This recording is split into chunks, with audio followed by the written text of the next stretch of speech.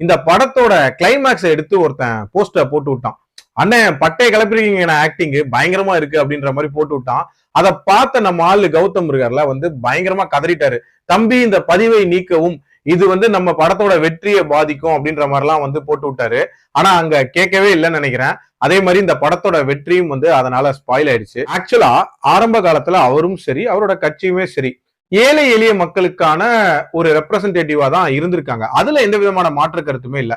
ஆனா தலித்களோட சேர்ந்து அவர் ஒரு விதமான இன்க்ளூசிவ் பாலிடிக்ஸ் பண்ணாரு அப்படின்னு சொல்லிட்டு இந்த படத்துல காட்டுறாங்க.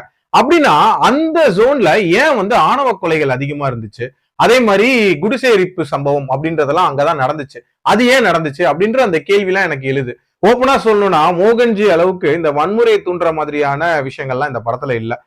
ஒரு மாதிரி இன்க்ளூசிவான ஒரு பாலிடிக்ஸ் தான் பேச ட்ரை பண்ணிருக்காங்க.